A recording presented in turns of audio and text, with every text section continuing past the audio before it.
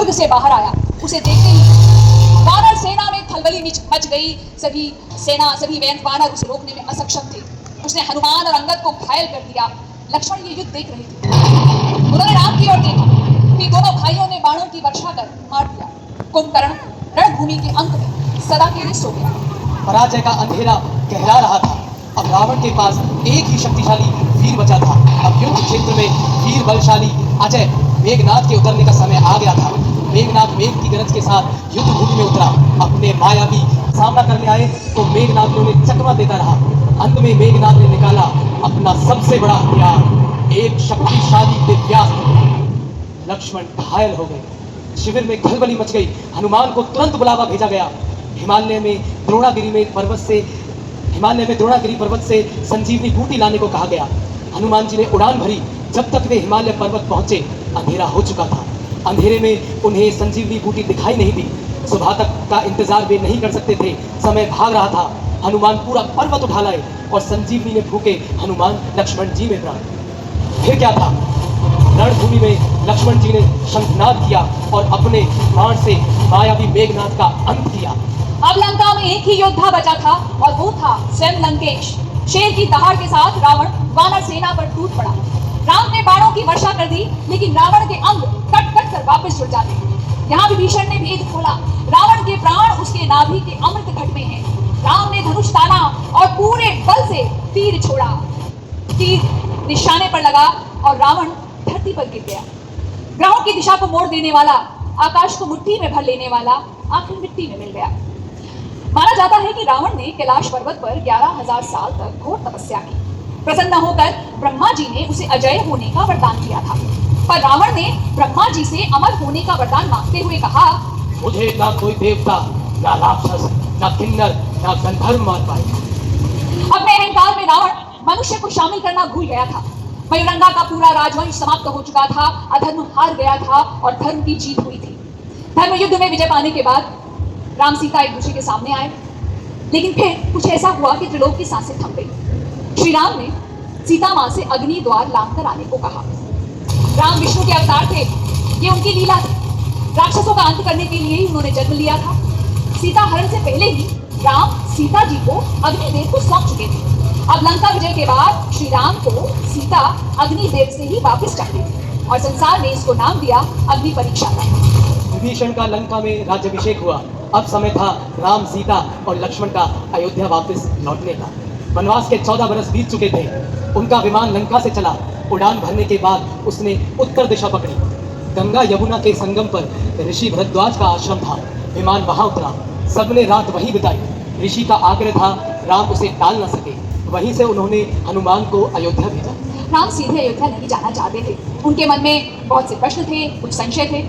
हे वानर शिरोमणि, आप भरत को मेरे आने की सूचना दीजिएगा। और हाँ, ध्यान से देखिएगा कि ये समाचार सुनकर उनके चेहरे पर कैसे भाव आते हैं। यदि भरत को इस सूचना से प्रसन्नता नहीं हुई तो मैं अयोध्या नहीं जाऊंगा।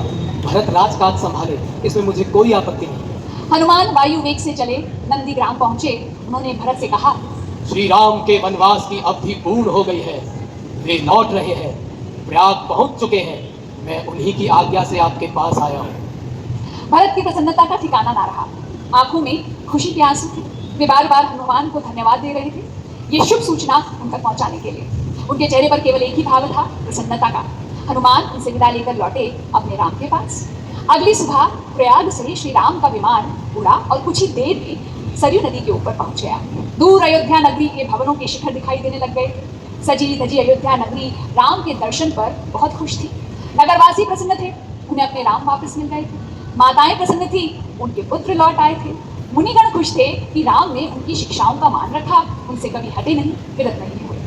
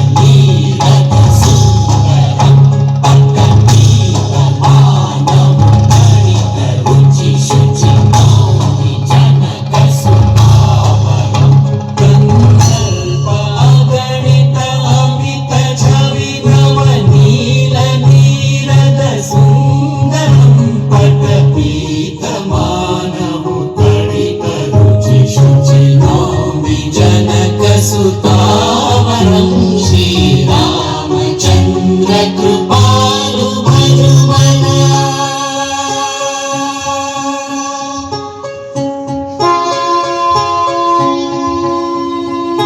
भजु दीनबन्धु दिनेश दानव दैत्य वंश निकन्दनं रघुनन्द आनन्द गन्ध कौशल चन्द्र दशरथ नन्दनं भजु दीनबन्धु दिनेश दानव दैत्य वंश निकन्दनं रघुनन्द आनन्द गन्ध कौशल चन्द्र दशरथ नन्दनं श्रीरामचन्द्र कृपालु भजुमना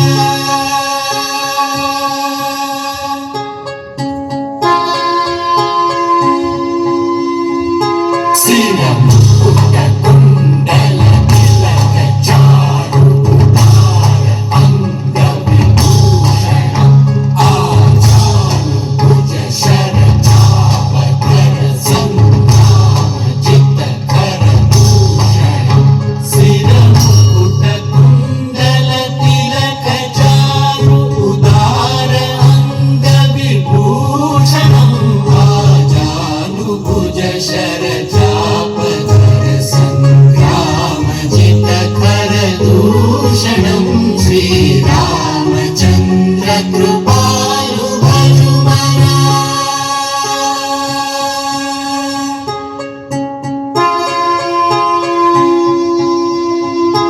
इति वदति तुलसीदास शङ्कर शेष मुनि मनरञ्जनं मम हृदय कञ्ज निवास कुरु कामादि कलकलकञ्जनम् इति वदति तुलसीदास शङ्कर शेष मुनि मनरञ्जनं मम हृदय कञ्ज निवास कुरु कामादि कलकलकञ्जनं श्रीरामचन्द्र कृपालु